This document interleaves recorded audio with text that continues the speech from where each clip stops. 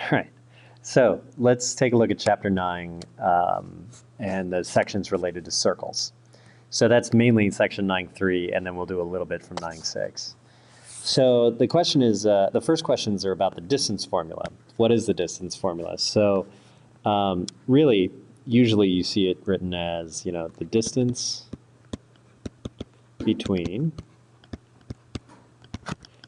2 points, x1, y1, and x2, y2, is given by, and then most people learn this formula, square root of x2 minus x1 squared plus y2 minus y1 squared. Now really, if I just gave you 2 actual points, so let's say I gave you the points like, I don't know, let's say this is 8, 7, and this point down here is 1, 3, something like that. Well, you could call this one x1, y1, and x2, y2, and then plug it into the formula. Or you could draw like a little slope triangle with a rise and a run and figure out how long these things are. So the vertical part are the difference between the y values. It goes from 7 to 3, so this is 4 units long. And the horizontal part is the change in the x values. It goes from 1 to 8, so that's 7 units long. And then you could do Pythag on that. 4 squared plus 7 squared equals the distance squared. And then you take the square root of that to get the distance, whatever this thing is, right? Really, that's what we're doing over here. This is the distance between the 2 x values. So that's the run part of the slope. And whoops. And this part is the distance between the y values. And then we square both of them and add them. So that's the a squared plus b squared equals c squared. And then we take the square root. So that's how we get d by itself. So it's really the Pythagorean theorem kind of in disguise there. So when I say find an equation that describes the relationship that this point is 5 units away from that point, well, we can plug them into the distance formula. So I'll call this one the x2, y2, and this one the x1, y1. It actually doesn't matter if you switch them around. And they're 5 units apart, so the d equals 5. So I'll do the square root part first. So it's x2, which is just x, minus x1, which is 7, squared, plus, and then y2 is just y, and y1 is 2, squared. And that equals the distance between them, which is 5. Or we could square both sides. If I squared this side, then the root goes away. So I just get x minus 7 squared plus y minus 2 squared. And then if I square the left side, I got to square the right side, so I get 25 over here. So then in C, it says, what's another way to describe this relationship? Well, if I plot 7, 2, if I put 7, 2 on the graph, like let's say that's about here, 7, 2, and I want to go 5 units away, well, one possibility would be 5 units straight up, right? That point would be 7, 7, if I go 5 straight up. If I go 5 straight down, I'd be at 7, negative 3. If I went 5 units this way, I'd be at 2, 2. Or if I went 5 units the other way, I'd be at 12, 2. Or you could go 5 units out this way and figure out where that coordinate is, or 5 units out this way. And if you graphed all of them, you know that the point's going to have to be on a circle centered at 7, 2 with the radius 5. So really, this equation represents the circle centered at 7, 2 with the radius equaling 5. And that's the form that I want you to get used to. Okay? So then in the next part here, there's an extension of that. What's the equation of a circle with radius r and center point hk? Well, this is the equation with center point 7, 2 and radius 5. So really what we're going to do is we're going to just replace the 7 and the 2 with h and k, and the r is related to that. So this will be x minus h squared plus y minus k squared equals, and then the 25 was the radius squared, so equals r squared. And this formula right here is going to be super useful. That's the equation of a circle at that center point with that radius. Okay, so in 2, we have the center point, right? 2, 5 is our hk. This is h comma k for the center point. Okay, we need the radius, but I do know that it goes through that the circle goes through 3, -1. So if I wanted to, I could actually draw in the radius here, and then you could use the distance formula to get the radius if you want, or you could just draw in a little slope triangle if you prefer that method. So let's see, the difference in the height goes from 5 to -1, so that's 6 units, and the difference across goes from -2 to 3, that's 5 units. So you would do 6 squared plus 5 squared equals r squared. So r squared is going to be 36 plus 25 is 61. So r will be root 61. Okay, so then the equation for this thing is going to be x minus the x-coordinate of the center, which is -2. So that becomes plus 2 squared plus y minus 5 squared equals the radius squared. Well, root 61 is the radius, and if I square it, I get 61. So there's the equation of this circle. Okay, number 4 says write the equation of the circle with this radius centered at the origin, that's 0, 0. So I can just go straight to it. X minus the x-coordinate of the vertex, of the center, squared, plus y minus the y-coordinate of the center, equals r squared. Now 4 root 6 times 4 root 6, remember the way to do that is 4 times 4 and root 6 times root 6. So that's going to be 16, 4 times 4, and then root 6 times root 6 is just 6. So that comes out to be, this part right here, if we simplify this, it's just x squared plus y squared, because the zeros don't make a difference. And then 16 times 6 is 96. So there's our equation. All right. So on the next page, we've got some equations for circles, but they're all in these weird forms, and we kind of have to rearrange them first. So let's rearrange them so that they look like x minus h squared plus y minus k squared equals r squared. Okay, so for this one, I'm going to bring the negative y plus 1 squared. I'm going to add y plus 1 squared to both sides. So we get this.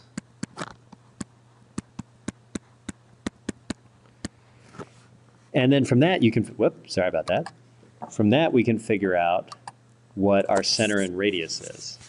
So the center point is h and k, so that's 3, -1. It's basically what makes this 0, what makes that 0. And the radius is 6. So if we had to graph this thing, that's not too bad. So we'll plot the point 3, -1. So 1, 2, 3, -1. And then you want to go up 6, down 6, left 6, right 6. So if I go up 6, then I'll be at 3, 5. If I go down 6, I'll be at 3, -7. If I go to the right 6, I'll be at 9, -1. And if I go to the left 6, I'll be at -3, -1. And then you just kind of try to make it look like a circle when you connect those 4 points, right? Just make sure you're not doing something like that, because you're definitely not going to get credit if you connect them that way. All right. Okay, so there's that one. If we look at B, here, let me keep this on the screen here. So if we look at B, the y squared's on the wrong side here, so I'm going to add y squared to both sides. So x squared plus y squared minus 18 equals 0. Then I'm going to bring the 18 over to the other side. So this one, the center, is at 0, 0, because it's like x minus 0 squared and y minus 0 squared. And the radius is going to be root 18, which is the same thing as root 9 root 2, which is 3 root 2. And by the way, root 18, it's a little bit bigger than root 16, which is 4. So 3 root 2 is a little bit bigger than 4. So let's graph it, and circles centered at 0, 0, centered at the origin are typically the easiest ones to graph. So there's my center point, 0, 0. And then I'm just going to go up 3 root 2. So this point would be 0, 3 root 2. I go down 3 root 2, so 0, negative 3 root 2. I go to the right 3 root 2, so 3 root 2, 0. And I go to the left, negative 3 root 2, 0. And then I'll just connect them, try and make it look like a circle. So there we go. In C, it's almost in the right form, but there are these coefficients of 15 here, so I need to get rid of them. And since they're the same, I can divide it all out at once here. And so then I get x plus 1 squared plus y minus 2 squared equals 4.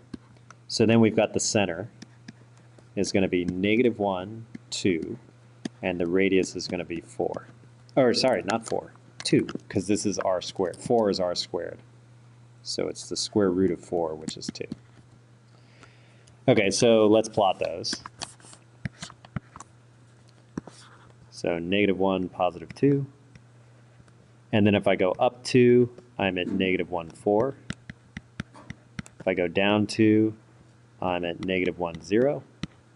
If I go right 2, I'm at 1, 0. If I go left 2, I'm at negative 3, 0. So here's my circle right here. I kind of squished it a little bit, but you get the idea. Okay, and then D, we're not going to bother graphing D, but if you just look at it, the center is going to be at 2, negative 4, and the radius is going to be the square root of 9, which is 3. So that's easy enough to graph. Okay, so then on the next page, it's some review, and you might remember standard form and vertex form for quadratics. There are actually 3 forms for quadratics. There's ax squared plus bx plus c. So that's standard form. Standard form for a quadratic. So that's going to be ax squared plus bx plus c. And then you might remember vertex form. That's this one. That's a parentheses x minus h squared plus k. Hopefully that looks vaguely familiar to you. And h and k is the vertex of the parabola. So first I'll write here, the a's are the same. This a and that a, if I'm converting from one form to the other, the a's are the same. So a's are the same. H and k are the x coordinate and y coordinate of the vertex for the parabola, right? Because x squared, those are parabolas. And you get h, this might sound familiar. H is the same thing as negative b over 2a. So that's how you get the h from standard form. And then the k, you can get k by plugging h back into standard form. So what we're going to do is practice going from standard form to vertex form. And the more examples you do, the quicker you get at it. So we're going to do all 4 examples here. So I'll try and keep that up. Okay.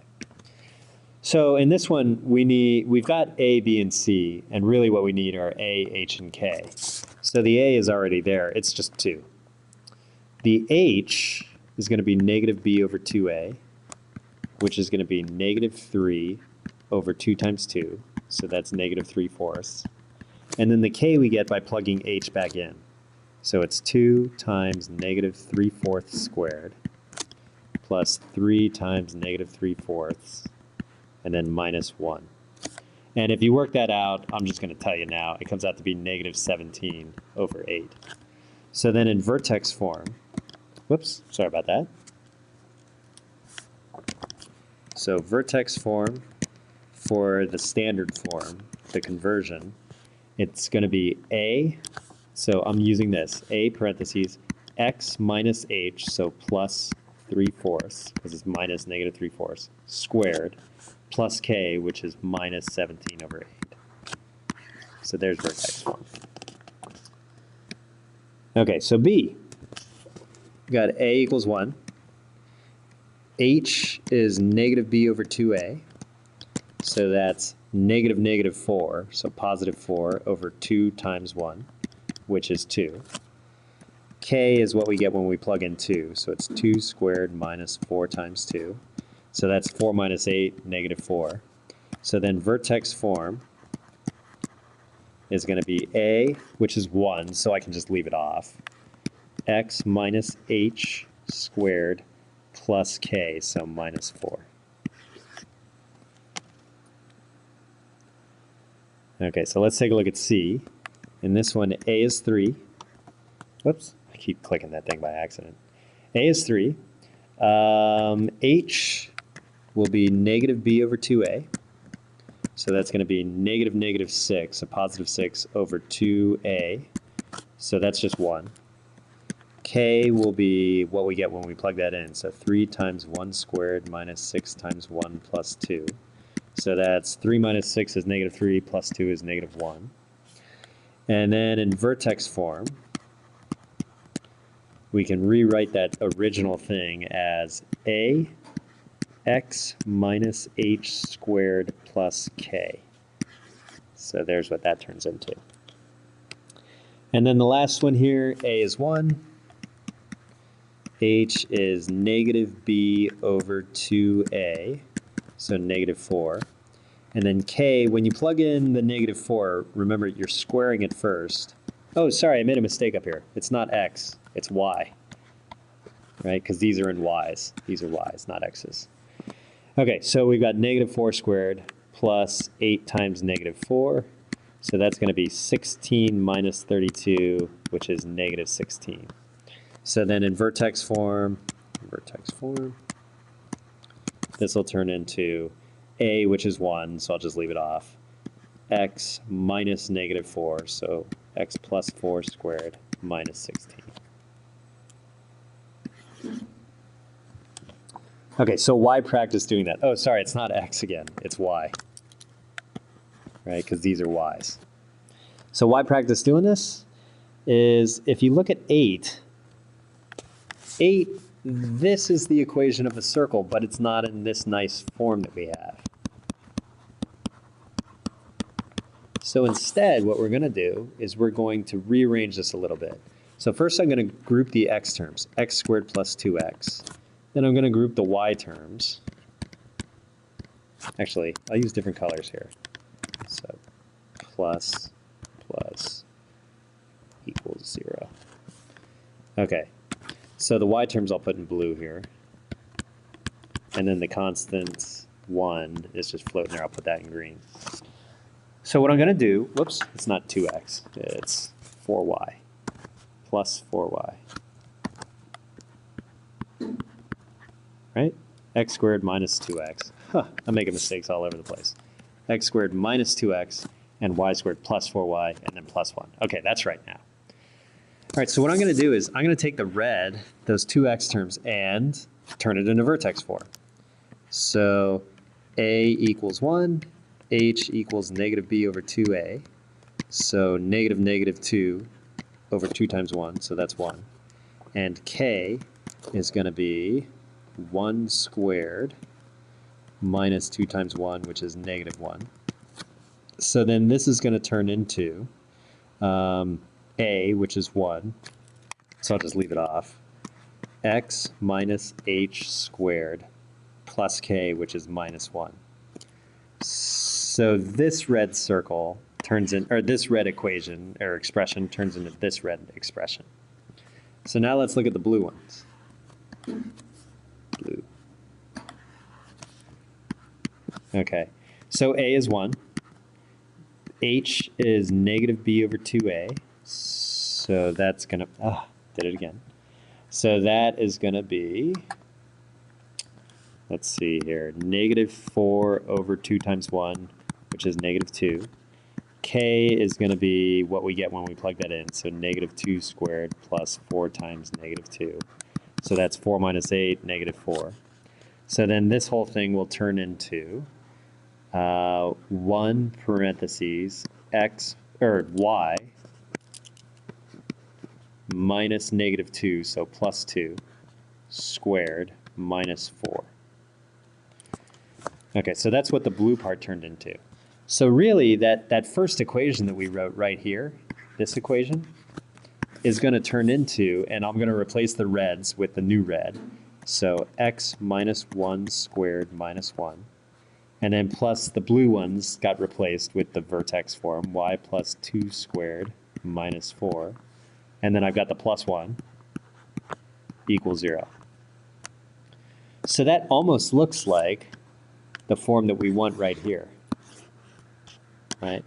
So really, I want the x minus h squared and the y plus k squared together. So that's going to be x minus 1 squared plus y plus 2 squared.